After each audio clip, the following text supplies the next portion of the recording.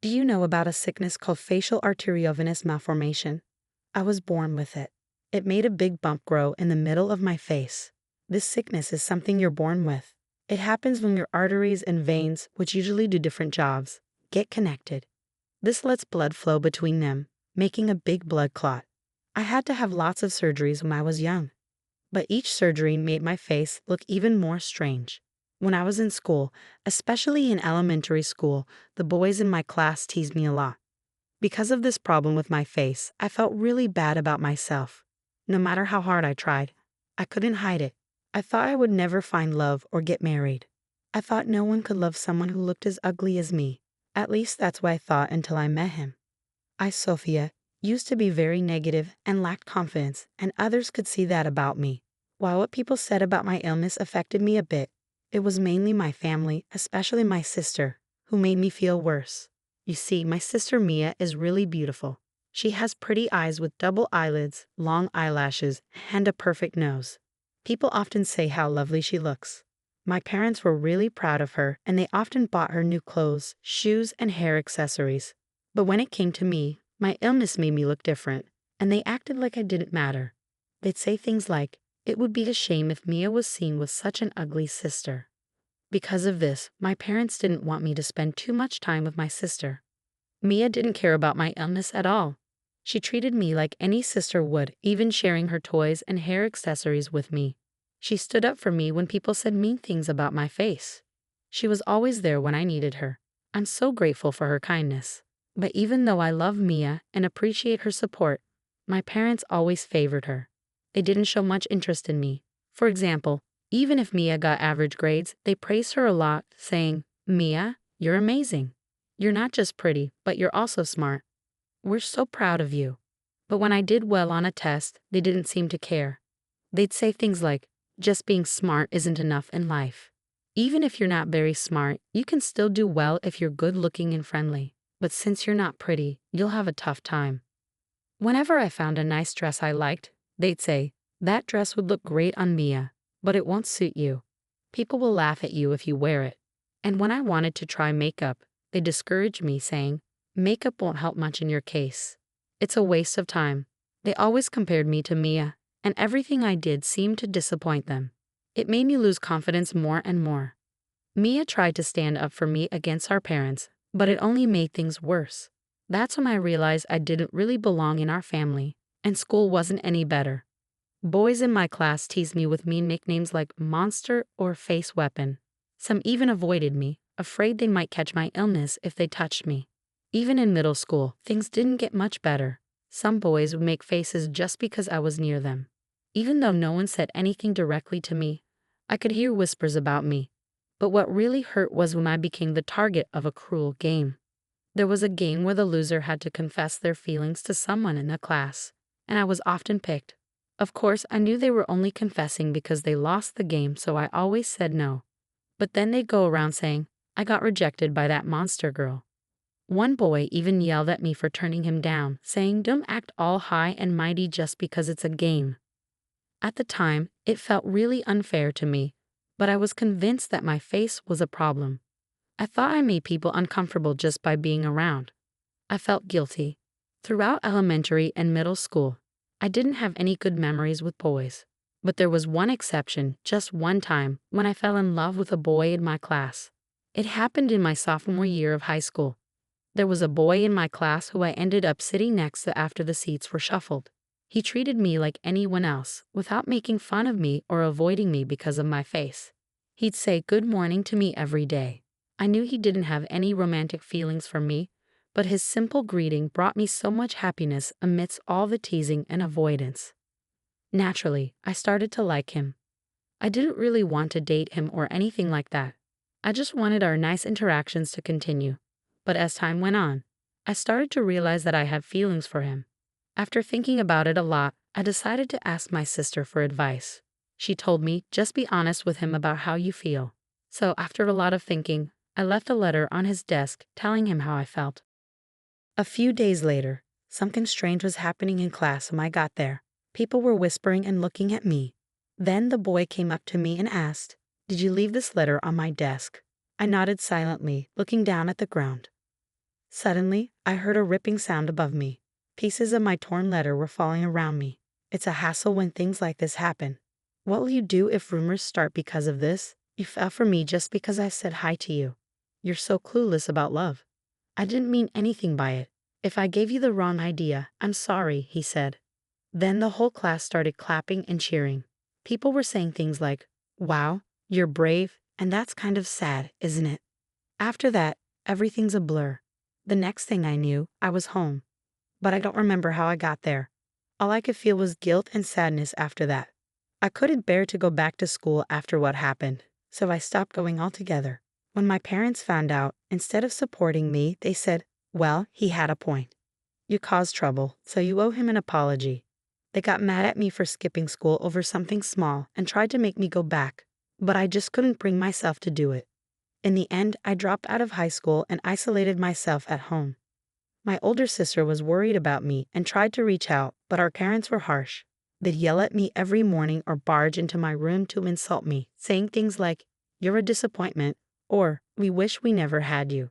Every day, I felt more and more hopeless, wondering why I even existed. My sister noticed how bad things were and talked to our grandparents on our mom's side. The next day, they came over to listen to my side of the story. When they heard what happened at school and how our parents reacted, they were furious. They told our parents, we'll take care of her, and rescued me from that situation. My grandparents didn't give up on me, even when I felt hopeless. They faced me with love and support. Alongside my sister, and little by little, I started to heal. Though my thoughts of ending my life quieted down, I couldn't shake off my fear and distrust of guys, no matter how hard I tried. But my grandpa always lifted me up, saying, you'll find happiness in your own way, without needing to get married. We just want you to find joy in whatever path you choose. Forget about that guy who hurt you. Dwelling on him is a waste of time. You have so many bright futures ahead, even though we may not have much time left. My grandma was a constant source of comfort, telling me that as long as I was happy, that's all that mattered. She'd compliment me, saying things like, your skin is radiant, I envy you, or your eyes sparkle like jewels. My sister would often come over to our grandparents' place, and we'd chat and bond. We'd read magazines together, talk about cute makeup, and just enjoy each other's company. After living like this for about 3 years, I started feeling motivated to do something more. I decided to study again to get my high school diploma, which I eventually achieved. Then I began searching for work I could do from home, and slowly started making money. It wasn't as much as what others made in regular jobs, but compared to the days when I felt trapped and hopeless, I felt like I had come a long way. Living at my grandparents' house, I was still scared of people's comments about my looks, so I stayed indoors. That's when my parents suddenly showed up one day, without even a phone call beforehand. They barged in, saying they needed to talk to me. Out of the blue, they said, there's a marriage proposal for you. The guy is the son of someone important in a medical foundation. He apparently has his own issues and struggles to find a partner, so they're suggesting you. Isn't this great? He's wealthy, and he's willing to take someone like you, who's seen as a burden on society. I was shocked by this sudden news, but my grandparents stepped in to support me. They argued that it wasn't fair to make such a big decision without considering my feelings. My dad, sounding convincing, said, this might be her only chance. She's been through so much because of how she looks. Why not see this as an opportunity for her to be happy? I looked at the guy's photo in the marriage document. His face was partly covered by his hair, but I could tell he was overweight and had a peculiar look. I guessed he might also be facing pressure to get married, or he might have some unusual preferences. But even if I said no to the proposal, it seemed like negotiations with the other family were already happening. They were wealthy, and my parents would probably try to push me into the marriage. Despite my own feelings, I felt like I had to accept the marriage proposal to protect my grandparents from any potential trouble.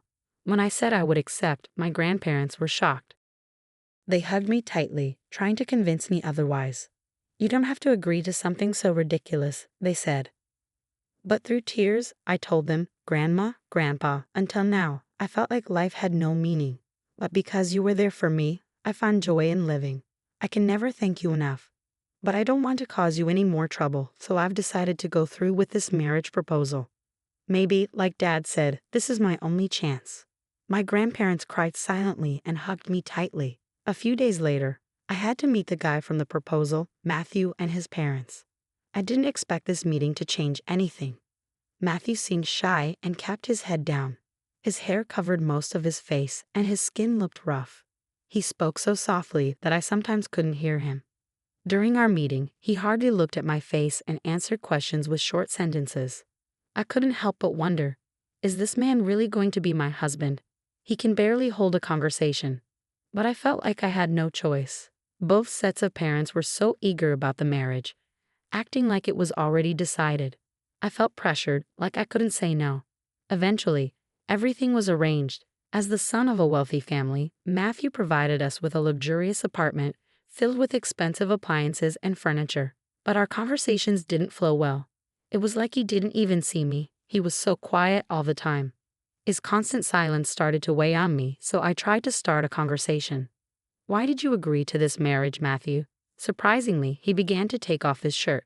Confused and panicked, I saw that his skin was red and inflamed. He explained, "I have a skin condition called psoriasis. It's not contagious, so don't worry. But because of how it looks, I've never had any romantic experiences. People even spread rumors that I had an STD, which isn't true. And because of my appearance, my parents don't want anything to do with me. They probably arranged this marriage to get rid of me. I'm sorry for dragging you into this." After he explained, he put his shirt back on and bowed deeply to me. I noticed some inflammation on his hairline, and I realized he was growing his bangs long to hide it. "I understand. Please don't worry," I said. "I'm in a similar situation." When he looked up, I told him everything about my past. Hearing my story about high school, he started to cry. "I can't believe someone would treat you like that. It must have been so hard for you. It's awful how people treated you," he said, getting angry on my behalf and offering me comfort. Despite going through his own struggles, Matthew cried and got angry hearing about my past. I couldn't help but think, how kind is this man? When I asked him, he blushed and smiled shyly, saying, "I was thinking the same thing." From that moment on, we spent the whole night sharing our life stories, crying, getting angry, and understanding each other. I tried to learn more about his skin condition and researched different treatments, including diet changes and supplements. I noticed he was picky about food, especially vegetables, so I experimented with different flavors and cooking methods to make meals he enjoyed. Gradually, he started to enjoy eating more and began to feel better physically. We also started doing things like yoga to reduce stress and had many conversations. I saw Matthew's smile grow over time. He never said anything negative about my appearance. Instead, he would blush and say, "You're cute." Once, when I asked if he disliked how I looked, he reassured me, saying, "Not at all. It's part of who you are, and I think it's cute. You've been through so much, but you've stayed strong." "I don't think there's another woman who's as strong and wonderful as you," Matthew told me, and those words brought me so much comfort. Over the next few years, we worked on a plan to improve his skin condition. His inflammation started to calm down, and the redness on his hairline became less noticeable. Plus, with his disciplined lifestyle, he lost weight and transformed into a slim and handsome Matthew. I couldn't help but fall in love with him all over again when he trimmed his bangs. It suited him so well. Matthew, who used to be shy about his skin condition, said, "I feel a bit embarrassed to show Sophia."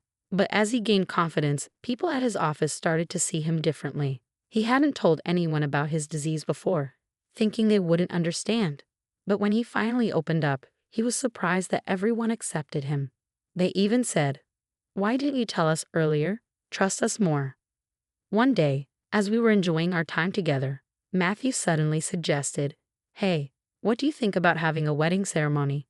Even though I had become a bit more positive since marrying him, the idea of facing a large crowd still scared me. When I hesitated, he reassured me, saying, "If you really don't like the idea, we don't have to do it." But I thought it would be a nice way to thank the people at my company who supported me. And it's all thanks to you, Sophia, that I can even think about this. The old me would have never considered a wedding because I was too ashamed of my skin condition. But with your help, my symptoms have improved, and I feel like I can face the future more confidently. His kind words touched me, and after thinking it over, I decided to take a step forward and agree to have a wedding ceremony. Since I didn't have many friends, I only invited my parents, grandparents, and my sister. However, less than 4 months before the wedding, My sister found out she was pregnant and decided to avoid gatherings for safety reasons. So in the end, only my parents and grandparents attended. My grandparents were happy to be there, but my parents clearly weren't thrilled about it. Despite their disapproval, they couldn't refuse due to their status, so they reluctantly came. The same went for Matthew's parents. They didn't seem pleased, but because some of their associates and acquaintances were attending, they reluctantly agreed to come. Both sets of parents were skilled at putting on a facade, so they said things they didn't truly mean in front of the other guests. They'd say things like, "We struggled with his illness, but we're happy to see how well he's grown." Or, "We're proud of our child for facing prejudice with strength." They even pretended to be moved to tears, and some guests, fooled by their false emotions and words, shed sympathetic tears. I couldn't help but feel astonished by their audacity, wanting to appear good despite everything. But Matthew wasn't one to stay silent. Our parents could see that. When it was time for him to speak, he chose to share about his past. He talked about how he faced discrimination in school because of his skin condition. Even though it wasn't contagious, people avoided touching anything he touched. Meeting and marrying me had given him hope. He also spoke about my struggles, how I was constantly compared to my older sister and verbally abused by our parents. He mentioned how I was deeply hurt by their words and couldn't even go outside because of cruel comments from classmates about my facial disease in high school. He also shared how he was berated by his parents for his skin condition, being called dirty repeatedly, and he showed proof of their mistreatment. With a determined resolve, Matthew played a recording of his parents' hurtful comments about his skin condition. The recording echoed through the venue, capturing awful statements like, "Your skin disgusts us," and "We regret having a child with such dirty skin." His parents tried to stop it, but it was too late. The stunned silence of the guests spoke volumes, and my parents looked uncomfortable as whispers spread around them. Despite the awkward ending to our wedding, many guests expressed support, saying, "You've been through a lot, and we're here for you." However, this revelation caused a stir later on. It turned out that Matthew's parents were leaders of a nonprofit organization dedicated to supporting disabled individuals, advocating for a society where they can live without barriers.